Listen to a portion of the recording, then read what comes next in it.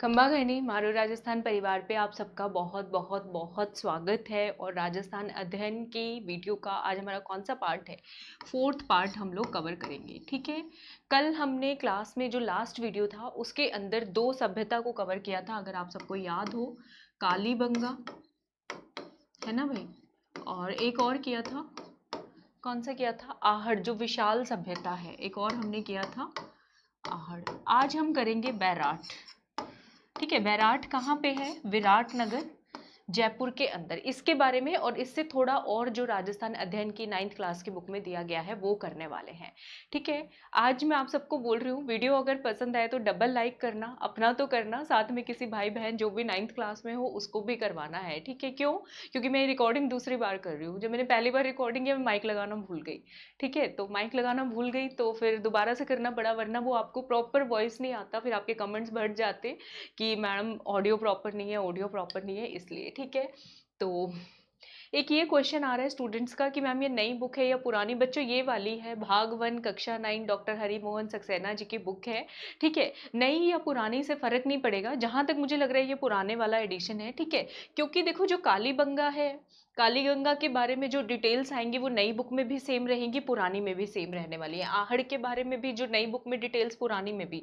बैराट के बारे में भी थोड़ी बहुत इंफॉर्मेशन आपको नई या ज़्यादा एक्स्ट्रा मिल सकती है, अदरवाइज तो कंटेंट तो सेम रहता है। ऐसा नहीं है कि नई बुक आ गई है तो पुरानी बुक में से क्वेश्चन नहीं आएंगे, ऐसा नहीं हुआ करता। ठीक है, तो इस चीज़ को लेकर इतने परेशान नहीं हो बिल्कुल। मुझे सच में ही लगता है कि फिर 9th क्लास के ही बच्चों जैसे क्वेश्चन आप लोग मुझसे पूछते हो। ठीक है, चलो कोई बात नहीं। तो राजस्थान की ऐतिहासिक पृष्ठभूमि पहला चैप्टर हम लोग कवर कर रहे हैं, 1 to 26 पेज। ठीक है, तुम्हारो राजस्थान पढ़ेगा भी बढ़ेगा भी। क्या करना है? वीडियो को लाइक सब्सक्राइब शेयर करो, एमआरपीएन फैमिली का हिस्सा बनो, और जो नए आज जुड़ रहे हैं हमसे वो सभी चैनल को सब्सक्राइब कर लें। सब्सक्राइब करने के बाद बेल आइकन प्रेस कर दे। बेल आइकन के बाद भी यूट्यूब में जाके अपनी नोटिफिकेशन सेटिंग्स में देख के बच्चों ऑल पे क्लिक कर देना, तभी आपको नोटिफिकेशन आना स्टार्ट होगा और आपका कोई भी वीडियो मिस नहीं होने वाला है। ठीक है, चले। मेरे बारे में आप सब जानते हैं, डॉक्टर करुणा शर्मा अनअकैडमी प्लस पे लाइव क्लासेस लेती हूँ। मारो राजस्थान पे आप सबके सामने हुई अलग से अलग ज़्यादा अच्छी से अच्छी कंटेंट प्रोवाइड करने की कोशिश करती हूँ। आरएस प्रीलिम्स मेंस को क्रैक करने का एक्सपीरियंस है, सारा एक्सपीरियंस आप सभी के लिए है। अनअकैडमी प्लस पे मेरे कौन कौन से कोर्सेज चल रहे हैं बच्चों? मैं आरएस की तैयारी करवाती हूँ, प्री और मेन्स की, इंग्लिश और हिंदी दोनों मीडियम में।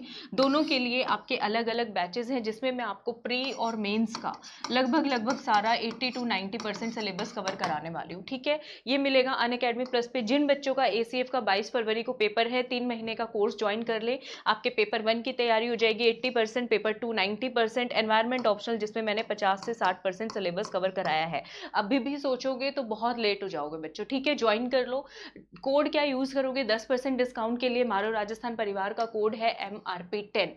तो इस कोड को आप सभी को यूज करना है, जिससे आपको 10% डिस्काउंट मिल जाए। और बच्चों पहली बार में पेमेंट फेल हो गई, दूसरी बार में कोड बार बार अप्लाई कर लेना, कई बार टेक्निकल एरर से मिस भी हो सकता है। फिर आप पूछोगे क्या मैम बस यही है आपके कोर्सेज मिल रहे हैं? नहीं भाई, ऐसा नहीं है। आरएएस एसीएफ के साथ जो बच्चे सब इंस्पेक्टर, पटवारी, पुलिस, रीट इन सब की तैयारी करना चाहते हैं तो वो सारे कोर्सेज भी आपको इसमें बोनस एक्स्ट्रा फ्री सब मिल रहा है। आप एक ही छत के नीचे एक बार प्लान लेके, एक बार सब्सक्रिप्शन लेके जिस भी एग्जाम की तैयारी करना चाहें आप सभी कर सकते हैं। ठीक है, ये करना कैसे है प्रोसेस? अभी थोड़ी देर पहले मतलब करंट अफेयर्स वाले वीडियो में किसी ने कमेंट किया था कि मैम 5 मिनट ऐड में लगा देते हैं। ऐड नहीं है बच्चों, ये इन्फॉर्मेशन है। क्योंकि अगर कोस्ट देखोगे प्लान उसका सब्सक्रिप्शन का, तो वो डेली के 10-20 रुपए ही पड़ता है। इतने तो हम अपनी पढ़ाई पे इन्वेस्ट कर ही सकते हैं, मुझे जो लगता है। ठीक है, ये इसलिए बताती हूँ, मेरे पास स्टूडेंट्स की कॉल आती है, वो मुझसे पूछते हैं बकायदा मैडम कैसे ऐप डाउनलोड करना है, कहाँ पे आपके कोर्सेज मिलेंगे, तो मुझे इन्फॉर्मेशन देनी होती है। अब ये वाला सेशन तो रिकॉर्डेड है, तो आपको तो परेशान होना ही नहीं चाहिए। अगर आपको प्लस के बारे में पता है, आपको नहीं देखना, सीधा 5 मिनट फॉरवर्ड करो, वीडियो देखो। It is as simple as that, कुछ नहीं करना, आप सीधा फॉरवर्ड करो, वीडियो देखो। जो नए बच्चे हैं वो तो देखते हैं, वो मुझसे पूछते हैं क्वेश्चन, मैडम आपने 2 साल का कोर्स क्यों बताया आरएस के लिए, 1 साल का क्यों नहीं रिकमेंड किया? ठीक है, तो जो नए बच्चे हैं उनके लिए ये मुझे बच्चों बताना ही होता है। आप परेशान नहीं हुआ करें, छोटी छोटी बातों में दूसरों के बारे में भी थोड़ा सा सोचें। ठीक है, तो अनअकैडमी लर्निंग है बच्चों, डिस्क्रिप्शन में लिंक दिया है, इसको इंस्टॉल कर लो, गूगल प्ले स्टोर से जाके ओपन करें। इसे ओपन करने के बाद यूपीएससी के बाद में ये जो पॉइंट्स दिए हुए हैं, 3 बार्स दिए हुए हैं, इसके ऊपर क्लिक करना है आपको। इसके ऊपर क्लिक करने के बाद ये वाला पेज खुल जाएगा, एरो पे क्लिक करो। एरो के क्लिक करने के बाद मैनेज गोल्स पे क्लिक करो। मैनेज गोल्स में यहाँ पे हमारा गोल क्या है, आरपीएससी एग्जाम को क्रैक करना। तो यहाँ पे आरपीएससी टाइप कर दो, ठीक है, क्योंकि गांव के बहुत सीधे बच्चे होते हैं जिनको मुझे समझाना ही होता है। आप थोड़ा सा समझा करें, पेशेंस, बल्कि आपको चाहिए कि आप दूसरों को भी सिखाएं कि कैसे डाउनलोड करना है, ठीक है। तो फिर ये आरपीएससी का ऑप्शन आ जाएगा, इस पे बच्चों प्लस पे क्लिक कर लो, ये आपके गोल में अब ऐड हो जाएगा, ठीक है। तो यूपीएससी पे वापस जाके यहाँ एरो पे क्लिक करोगे, फिर इस आरपीएससी पे प्रेस कर दो, यहाँ पे क्लिक कर दो, आपका अनअकैडमी का आरपीएससी का पेज आ जाएगा। यहाँ पे आपको ढेर सारी फ्री स्पेशल क्लासेस मिलेंगी। आज शाम को 4 बजे फ्री मेरी स्पेशल क्लास है, उसका लिंक मैं कोशिश करूंगी डिस्क्रिप्शन बॉक्स में डाल दूं। कछवाहा डायनेस्टी के ऊपर मॉक टेस्ट कराऊंगी मैं, तो सभी को पधारना है, ठीक है, सबको पधारना है।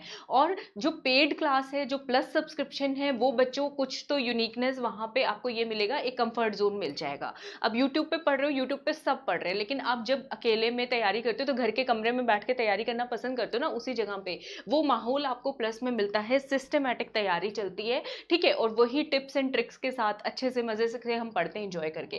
तो गेट सब्सक्रिप्शन पे बच्चों क्लिक कर दो। आरएएस वाले बच्चे वही कहूंगी 2 साल का सब्सक्रिप्शन ले लो, 7,500 रुपए है, फैला लो, कितने बैठेंगे महीने का, 600 रुपए बैठ रहा होगा, ठीक है। तो बहुत ज्यादा इकोनॉमिकल है। 1 साल का भी ज्वाइन कर सकते हैं जो कई एग्जाम्स की तैयारी करते हैं, जिनको लगता है कि 1 साल हमें चाहिए तैयारी करने के लिए, वो सीधा 1 साल का। 2 साल का आरएएस वालों को बोलती हूँ क्योंकि आरपीएससी इतना टाइम लगाती है, हम सबको पता है।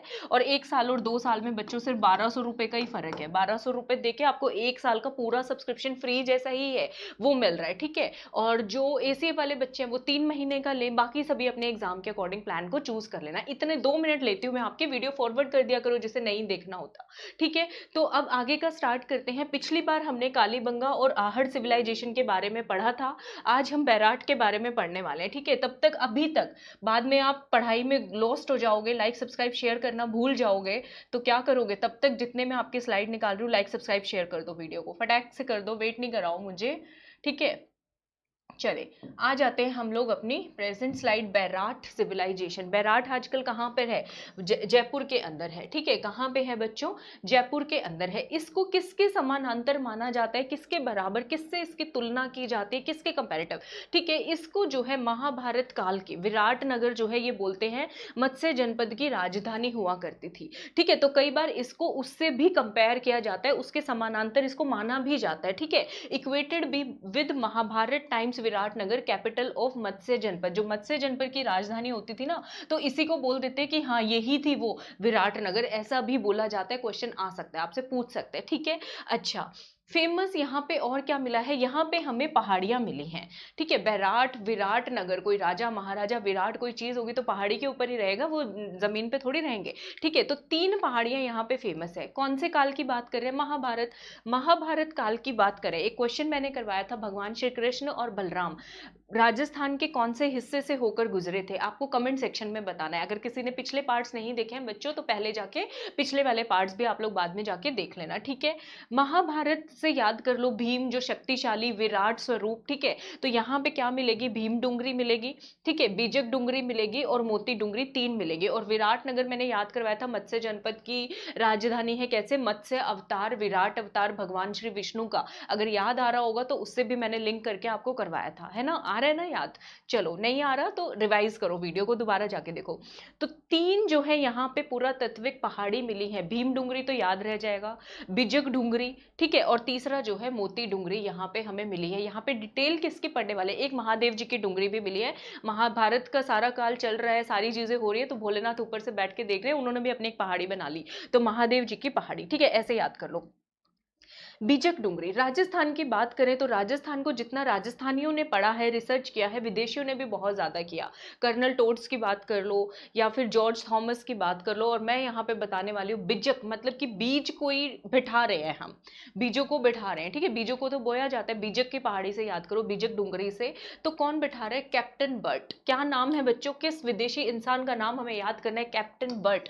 वो ढूंढे जा रहे थे, ढूंढे जा रहे थे, कुछ मिल नहीं रहा था इनको, ठीक है। तो अशोका जो सम्राट अशोका थे ना, वो भी देख के बोल रहे मौर्य काल के उसी टाइम पे रहे हुए हैं, तो कि चलो बाबू तुम परेशान नहीं हो, मैं तुम्हें एविडेंस देता हूँ, जाओ दुनिया में ज्ञान बांटो मेरे मौर्य काल की गाथा का। ठीक है, तो इनके ऊपर कृपा हो ही जाती है। बेचारे बैठे हुए थे कैप्टन बट, इनको यहाँ पे शिलालेख मिलता है। कौन सा शिलालेख मिलता है? अशोका के काल का।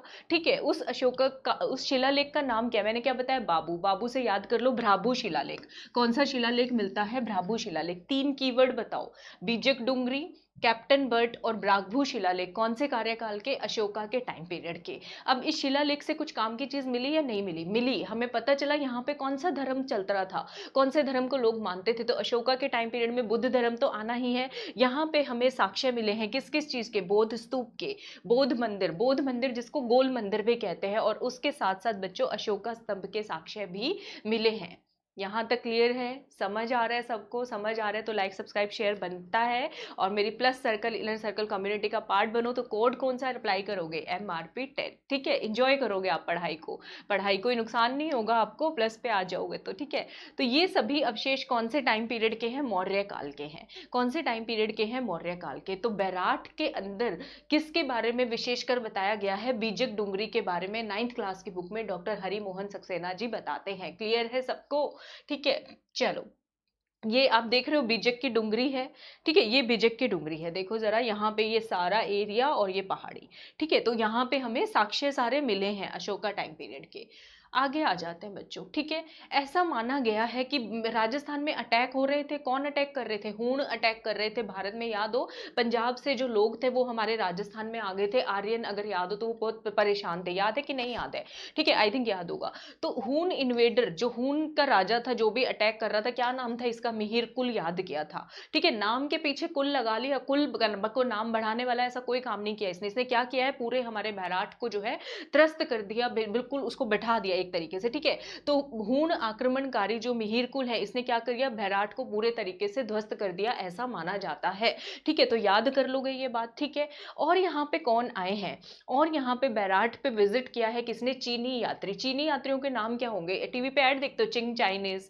ठीक है, इस तरीके से देखते हो ना, चिंग चोंग चिंग चोंग, यही सब नाम होते हैं। तो चोंग तो आपको याद हो जाएगा। अब यात्री कोई ट्रेवल कर रहा है तो बुढ़ापे में तो यात्रा कम ही होती है, करते हैं लोग, लेकिन ये जो चीनी यात्री था ना, ये युवा एज का था। तो याद कर लो इस इंसान का नाम युवा और च्वांग, युवा च्वांग। ठीक है, तो युवान च्वांग नाम है, भूलोगे तो नहीं, युवान च्वांग। ठीक है, ये इस चीनी यात्री का नाम है, और ये अपने ट्रेवलॉग में, ट्रेवलॉग का मतलब अपनी यात्रा वर्णन के समय जो है बैराट के बारे में बताते हैं। किसके बारे में बताते हैं? बैराट के बारे में। क्वेश्चन आ जाएगा, बैराट के बारे में किस यात्री ने बताया? नाम दे देंगे, अलबरूनी, हुआंग जुआंग। ठीक है, युवान च्वांग। तो आंसर क्या करके आओगे? युवान च्वांग आंसर करके आओगे। ठीक है, क्लियर है? अब ये जो हूण इन्वेडर है, ठीक है, इसने क्या कर दिया? बैराट को ध्वस्त कर दिया। अब बोलते हैं ना, जब किसी चीज की अति हो जाती है तो उसको काउंटर करने के लिए, उसको दबाने के लिए कोई नई शक्ति तो उत्पन्न हो जाती है। तो ऐसा हुआ, ऐसा एक यशवीर राजा टाइप उत्पन्न हुए। ठीक है, और उन्होंने फिर इस मिहिर कुल को हराया। वो कहाँ के राजा थे? मालवा के राजा। उनका नाम क्या था? यशोवर्मन। तो मालवा के राजा जो आए यशोवर्मन, उन्होंने किसको हराया है बच्चों? एक सेकेंड रुक जाओ, मैं दिखाती हूँ वो पेज। एक सेकेंड, एक सेकेंड। अरे कहाँ गया? हाँ, ये थोड़ा आगे भी आएगा, ये रहा। मालवा राजा यशोवर्मन जो है, इन्होंने हून्स को हराया 532 एडी के अंदर, 532 एडी के अंदर। ठीक है, ये पॉइंट याद रखिएगा। चले अभी थोड़ा बैक पेज आते हैं, क्योंकि फिर आपकी सीक्वेंस बिगड़ जाएगी। ठीक है, तो ये सब बैराट सिविलाइजेशन के बारे में बताया हुआ है डिटेल से। और किस सभ्यता की बात की है राजस्थान की बुक में? बागोर की। अब याद करो, बाग में जब जाते हो, आजकल पार्क में जाते हो, देखते हो छोटे छोटे छोटे छोटे पत्थर होते हैं, एक्वेपंक्चर टाइप होते हैं कि नहीं होते हैं? तो ये जो बागोर सभ्यता है, कौन से काल की सभ्यता बताती है बच्चों? पाषाण काल की, पत्थर काल की, यानी कि स्टोन एज की। ऐसे याद कर लो इसको। ठीक है, एक बाग है, वहां पे वो एक्वेपंक्चर वाले पत्थर लगे हुए हैं। ठीक है, जिसके ऊपर आपको नंगे पांव चलना होता है, याद है ना? तो पाषाण काल की। ठीक है, और पुराने जमाने में क्या होता था? जो बाग होते थे, खुले बड़े बड़े बाग होते थे, और उसके अंदर लोग अपने पशुओं को चराने के लिए भी लेके जाते थे। तो बागोर सभ्यता जो है, किस चीज का एविडेंस है, किस चीज का साक्ष्य है? ये साक्ष्य है भारत में पशुधन पालन, पशुपालन का का सबसे पुराना प्रमाण अगर कहीं मिला है तो वो हमारे बागोर में मिला है। बागोर कहाँ पे है? भिलवाड़ा के अंदर है। याद रखोगे, बागोर के अंदर, या इमेजिन कर लो ना, एक सीन, ग्रीनरी है और पशु चल रहे हैं वहां पे, तो पशुपालन इंग्लिश में क्या बोलते हैं? लाइफ स्टॉक रेयरिंग और एनिमल हस्बेंड्री का भारत में सबसे पुराना साक्ष्य कहाँ मिला है बच्चों? बागोर के अंदर मिला है। ठीक है, अच्छा, फिर किताब में वो थोड़ा सा समराइज करते हैं, क्योंकि नया टॉपिक शुरू होने वाला है, थोड़ा सा समराइज करके वो क्या बताते हैं कि टोटल कितनी सभ्यताएं हुई। कॉपर एज की सभ्यता के नाम बताते हैं और लोह युग यानी कि आयरन एज की सभ्यता के नाम। तो कॉपर एज में वो बताते हैं बच्चों, ताम्रयुगीन सभ्यता बनास और सरस्वती नदी के किनारे बसी। ठीक है, कौन कौन सी जगह पर बसी ये भी बताते हैं। कॉपर और कॉपर से बने हुए इक्विपमेंट यानी कि उपकरण, तांबे और तांबे के बने हुए उपकरण, जो उपकरण हमें गणेश्वर में मिले, खेतड़ी में मिले, दरीबा में मिले, ओजियाना में मिले और कुरादा जगह पर मिले, सेम ऐसे इंस्ट्रूमेंट हमें हड़प्पा, मोहनजोदड़ो और रोपड़, रोपड़ कहाँ की सभ्यता है? पंजाब की, वहां पर भी मिले हैं। तो कुछ ना कुछ रिलेशन तो पता चल रहा है, या तो आदान प्रदान होता होगा, इस तरह चीजों का एविडेंस हमें मिलता है। ठीक है, तो एक ये क्वेश्चन पूछा जा सकता है यहाँ पे। दरीबा बच्चों राजसमंद में है, खेतड़ी झुंझुनू के अंदर है, गणेश्वर सीकर नीम का थाना में, ओजियाना जो है अभी हम करने लगे हैं। ठीक है, और कुरादा जो है नागौर के अंदर है। ठीक है, ओजियाना भिलवाड़ा में है, आई थिंक आ ही जाएगा अभी, हाँ भिलवाड़ा के अंदर है। ठीक है, तो ये हो गया। आयरन एज सिविलाइजेशन के साक्ष्य अवशेष हमें कहाँ पे मिले हैं? लौह युग के। तो लौह युग के मिले हैं बच्चों, याद कर लो, सुनार जो होता है ना, सोनार, ठीक है, वो बनाते तो उसको हैं, सोने को बनाते हैं, लेकिन वो औजार कौन से यूज करते हैं? औजार तो लोहे के ही यूज करेंगे ना, सुनार भी। तो उस जगह का नाम है सुनारी। ठीक है, सुनारी, और उसका नाम क्या था? इसवाल। ठीक है, सुनार का नाम याद कर लो, इसवाल, तो एक जगह हो गई इसवाल। ठीक है, और जो है ये सारी इंसिडेंट कहाँ पे हो रहे हैं? जोधपुरा के अंदर। कहाँ पे? जोधपुरा के अंदर। जोधपुरा के अंदर इसवाल की सुनारों की दुकान है, बड़ी फेमस, याद कर लो। अब जहाँ पे सोना हो, किसी को पता चल जाए, लोग रेड मारने के लिए तो तैयार रहते, तो चोरों ने वहां पे रेड मार दी। ये मैं सिर्फ आपको याद करने के लिए बता रही हूँ, ठीक है, ताकि आपको इस तरीके से याद आ जाए कहानी कहानी में। तो लोह युग की सभ्यता कहाँ पे मिलेगी? इसवाल में, सुनारी में, रेड में और जोधपुरा जगह पे। याद रखना ये जोधपुरा जोधपुर नहीं है, ठीक है, ये जोधपुरा जयपुर के अंदर मिलेगा आपको। क्लियर है? चलो, अब मैंने फिर भी इनकी डिटेल्स बता दी, ये बुक में नहीं दिया हुआ है, ये मैंने इंटरनेट पे, आप लोग जाके देखोगे, फिर भी मन में तो उठती है क्यूरियोसिटी, कुरादा कहाँ पे है, कहाँ पे है, तो मैंने सारा प्रोवाइड कर दिया, टेंशन नहीं लो। उजियाना जगह जो है भिलवाड़ा के आसिंद तहसील के अंदर है। ठीक है, कुरादा जो है, नाग देवता धरती से प्रकट होते, कैसे? कुरेद कुरेद के धरती को, मिट्टी को कुरेद कुरेद के, ऐसे याद करो। तो कुरादा जो है नागौर में है, और नाग देवता से रिलेटेड हमारे लोक देवता कौन से हैं? तेजा जी, तो उन्हीं के स्थान पे परबस्तर के अंदर कुरादा जगह है। कौन सी सभ्यता को दिखाता है? ताम्रयुगीन, कॉपर एज सिविलाइजेशन को। याद हो रहा है? सुनारी जगह जो है मैंने बताया, वही नागौर के अंदर है, लाडनू तहसील में। सोने को सब लोग बहुत लाड प्यार से रखते हैं या नहीं रखते? सोने को, गोल्ड किसी के पास हो तो सोना कहाँ पे, सुनारी कहाँ पे है? लाडनू तहसील में, नागौर में। कौन सी सभ्यता है ये? लोह युगीन, आयरन एज सिविलाइजेशन के एविडेंस हमें यहाँ पे, अवशेष यहाँ पे मिले हैं। इसवाल कहाँ पे है? इसवाल बच्चों उदयपुर में है, गिरवा तहसील में। इसको कैसे याद करोगे? देखो, इसको ऐसे याद करते, छोड़ेंगे नहीं हम कुछ भी, सब याद करना है, छोड़ना नहीं है। इस वाल में लास्ट का वाल देख लो, ठीक है, और गिरवा में देख लो लास्ट में बॉल। ठीक है, WA दोनों में आ रहा है, ऐसे करके याद कर लो, बस हो गया याद। इस वाल गिरवा तो पता ही है सबको, उदयपुर के अंदर है। ठीक है, जोधपुरा बच्चों जयपुर के अंदर, विराटनगर में एक गांव भी है, और जो है झुंझुनू तहसील के अंदर, उदयपुर झुंझुनू डिस्ट्रिक्ट के अंदर, सॉरी कई बार बोलते बोलते स्लिप ऑफ टंग हो जाता है, माफ कर दिया करो, आप इग्नोर कर दिया करो। झुंझुनू डिस्ट्रिक्ट के अंदर, उदयपुर वाटी तहसील में। ठीक है, तो जोधपुरा के अंदर भी हमें लोह युगीन एविडेंस मिले हैं। ये क्लियर नहीं किया बुक में कि जयपुर वाले में मिले हैं, झुंझुनू वाले में मिले, तो आप सिर्फ जोधपुरा में मिले हैं इतना याद कर लो। ठीक है बच्चों, क्लियर है सबको? तो ये सारी जगह की डिटेल्स बता दी। लास्ट में फिर वो छोटा सा समराइज करते हैं, वो ये बताते हैं कौन कौन सी नदियों के किनारे कौन कौन सी सभ्यता बसी। तो सब नदी कौन कौन सी आ जाएगी? बनास, बीड़च, आहड़ सभ्यता, सरस्वती, द्विष्टवती, लूनी नदी के किनारे, आहड़ नदी के किनारे। ठीक है बच्चों, हाँ सॉरी, कालीबंगा सिविलाइजेशन, आहड़, बागोर, गिलुंड, गणेश्वर, ये सारे बताते हैं कि ये जो सभ्यता थी इस समय की बहुत दूर दूर तक फैली हुई थी, विशाल सभ्यता थी।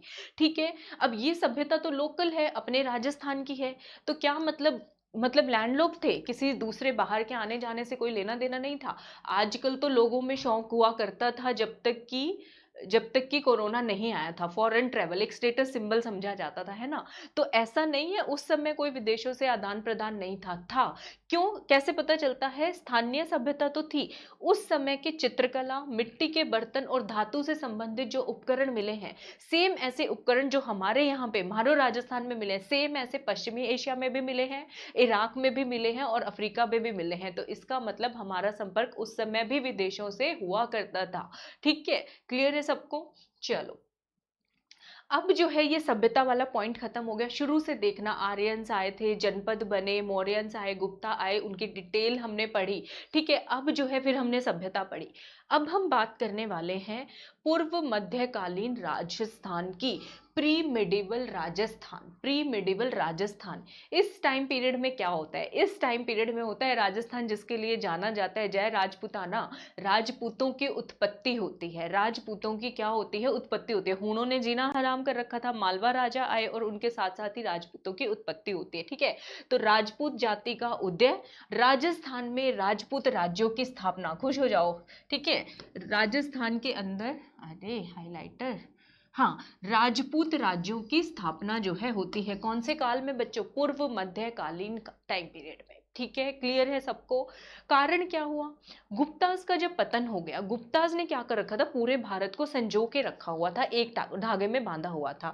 लेकिन जैसे ही गुप्ता का पतन हुआ, छोटी छोटी शक्तियां जो थी वो अलग अलग अपने राज्य बनाने की शुरुआत में जग गई। तो भारत में केंद्रीय शक्ति का अभाव हुआ। एक ये कारण है राजस्थान में राजपूतों की उत्पत्ति का, जो गुप्ताज के पतन के बाद। ठीक है, एक तो ये कारण माना गया।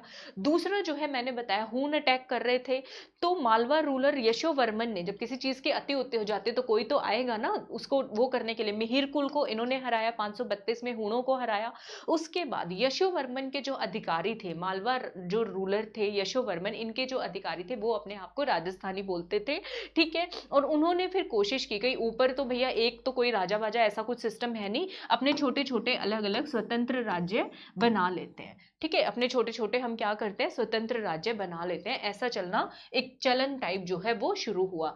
दूसरा जो है फिर क्या हुआ, इसी टाइम पीरियड में पूर्व मध्यकाल के अंदर हर्षवर्धन का उदय हुआ। हर्षवर्धन राजा जो है उत्तरी भारत के, नॉर्थ इंडिया के अंदर। लेकिन इनके उदय होने से राजस्थान की जो हालत खराब हो चुकी थी, उन्होंने बहुत ज्यादा नुकसान किया था। थोड़ी बहुत शांति और स्थिरता आई, थोड़ी बहुत स्टेबिलिटी और पीस आई, लेकिन जो फिर भी स्थिति थी राजस्थान की, उस स्थिति में उतना सुधार नहीं किया जा सका जितना कि पहले था। ठीक है, लेकिन कितना ही उथल पुथल हो जाए, फिर भी कहीं ना कहीं प्रकृति जो है ले जाती है, छोटे छोटे नई सामाजिक व्यवस्था का उद्गम होता है, तो वो होना शुरू हो जाता है इस टाइम पीरियड में। राजनीतिक उथल पथल के बावजूद राजस्थान में सामाजिक व्यवस्था फिर से बसने लगती है, बिस्ते पनपने लगती है। और ये व्यवस्था में कौन से सिस्टम आ जाते हैं बच्चों? राजपूतों की उत्पत्ति, राजपूत राज्यों का स्थापना होती है। मुझे लग रहा है बहुत सारे जितने भी लोग हैं सब बहुत इंटरेस्टेड होंगे इसके बारे में जानने में। ठीक है, दूसरी सेंचुरी बीसी से छठी सेंचुरी, मतलब दूसरी शताब्दी ईसा पूर्व से लेकर छठवीं शताब्दी तक अभी भी राजस्थान इतना पसंद था उन लोगों को, भारत से इतना प्यार था, विदेशी जातियां, विदेशी लोग आते ही रहे भारत के अंदर, अटैक करते ही रहे। ठीक है, क्योंकि हमारा जो है ना बिल्कुल बॉर्डर पे ही पड़ता है इधर। ठीक है, इस तरीके से तो जो हमारे राजस्थान के लोकल ग्रुप्स थे वो उनके बीच में संघर्ष चलता रहा, लड़ते रहे इस तरह का। लेकिन जैसे जैसे छठी शताब्दी पे आगे तो विदेशियों का और जो स्थानीय जातियां थी उनके बीच का जो भेदभाव था वो अंततोगत्वा क्या हो गया? समाप्त हो गया, अंततोगत्वा समाप्त हो गया फाइनली। ठीक है, क्लियर है सबको? तो अब जो है हमारी नेक्स्ट वीडियो बहुत इंटरेस्टिंग यहां से स्टार्ट होने वाली है। राजपूतों की उत्पत्ति के बारे में अलग अलग मत हैं। जैसे आर्यंस बोल देते थे ना कि विदेशों से आए थे, मतलब इस तरीके से हम बोलते हैं भारत में, तो राजपूतों के बारे में भी मत है। कुछ तो कहते हैं ये हूण जो थे या बाहर से जो राजा आए थे उन्हीं से राजपूतों की उत्पत्ति थे। कुछ हम मानते हैं अग्नि से, धर्म से, अग्नि से इनकी उत्पत्ति हुई है। तो जो हमारा मन करेगा उसको मानेंगे। ठीक है, तो अगली वीडियो में पढ़ेंगे। तब तक वीडियो को क्या कर दोगे भाई? लाइक सब्सक्राइब शेयर करें और मेरी प्लस की प्यारी सी इनर सर्कल कम्युनिटी का पार्ट बने, अपनी तैयारी को आसान बनाए, ताकि जब तक बच्चों नोटिफिकेशन आए तो एक अलग लेवल का कॉन्फिडेंस हो। हमारी क्लास का फायदा क्या है? एक तो सिंपल तरीके से पढ़ाया जाता है, बिल्कुल टिप्स एंड ट्रिक्स निमोनिक्स के साथ, स्टोरी की तरह ही पढ़ाती हूँ मैं तो बच्चों को।